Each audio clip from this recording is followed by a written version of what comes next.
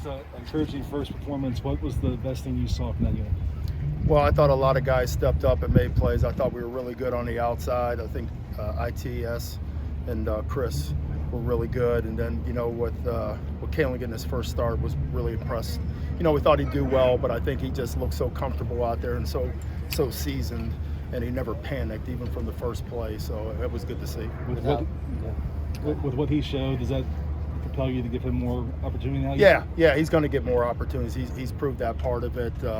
Obviously, from Isaiah's standpoint, it'll be the conditioning part of it.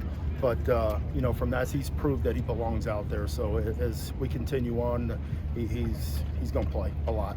Still anticipating Isaiah to come back. Okay. Yeah. How did you feel about the pass rush?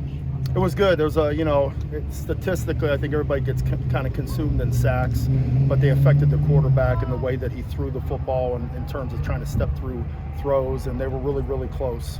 So it's a combination of the DBs knowing when the ball is going to come out. Their kid had a really good release, and he threw the ball on time. We were really close, but I think, when you watch and study the film, it was very, very technical, and that's the part of it I was really fired up about, where guys were working hands, they're working moves, and it wasn't just running in and just trying to plow somebody over and affecting the quarterback that way. So they did a really good job of that. I know Corey was in a lot on third downs in that first game, but if he has to play an expanded role, just kind of where's your level of confidence? Oh, I got confidence in that kid all the way. He's come a mile. Like I said beforehand, when we first talked a month ago, it was just got to be smart in terms of how much we do when he's in there. But he's gotten better through practices. Obviously, he's got an elite skill level, and we're not going to slow him down as a coach. So I'm not going to be the guy that blocks him with calls. So we're going to give there's a comfort level with the stuff that he understands. We do that in practice. We script that way in practice so he can get better at it, and then we try to expand it throughout the year.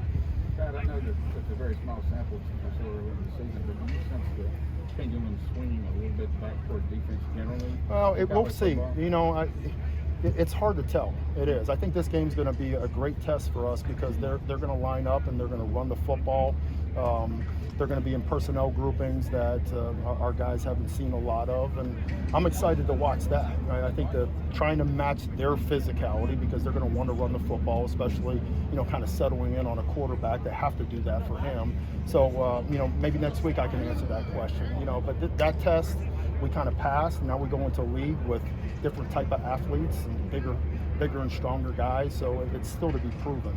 But we'll find out on Saturday night. But if that is happening throughout college football a little bit, is it because maybe the 5-man back, the defensive backfield, and other things that you guys have done over the years to get used to those dynamic offenses? Yeah, it has been a little bit more multiple in that. We didn't do a lot of it, obviously we have it in our package. But it just goes back into playing in space. That's where the game has completely changed. Where in the old days, used to line up and maybe they throw a ball down the sidelines, but now they're just trying to create space all over the place. So if you don't have people that can run, it's one person tackling one person in a 10-yard area is hard. It really is. You're probably going to miss that tackle, but if you can get one more person close enough to them, the percentages go up astronomically. So that's it. Getting faster, more athletic guys on the field, and just reducing space and just trying to be better at tackling. Most of the time tackling happens when you're slow. People are going to miss tackles. It's just where's the second guy at? And if you're not fast, you can really, really get up monster big plays. How did Lichtenstein look returning to action today? Good. He's good, man. Just like it is. It's physical, man. It's physical. Our Tuesday practices we get after it, and guys get chipped up a little bit. But we're smart as a staff. He's going to play, and he's going to play a lot. So, like I said, the guys up front are, Vic has done a great job with them, but it's physical. And it's like linebackers too, man. The guys are going to get banged up once in a while, and you take them out, get them right, and get ready for them on Saturday. He hadn't played in 2 years. What did he show you? Oh, he's gotten so much better from the spring. Like I said beforehand, it's like he's night and day. He's big and strong now. I thought he was a little bit lean, when I first got here. It's kind of like I wanted to see his body, 250. Then he turns into 275, and he's kind of got a mindset of like, hey, I want an opportunity maybe to play at the next level, and I'm going to change my body and get a little bit heavier and start doing the stuff that Vic wants him to do. And I didn't think he was heavy enough to do some of the stuff, but now he is. So he's really changed his body and it's gotten a lot stronger. You walk us through that play with Drake Jackson where on his interception. What did you see on the film and what developed out of No, it? well, he, like I've always said about Drake and a handful of these guys, they've got really, really good vision. And what he saw was he started to rush the QB, and he felt the guys up front starting to, when you're a good elite pass rusher, you can feel somebody holding down on you. When you feel somebody loosening up on you, you know something's up.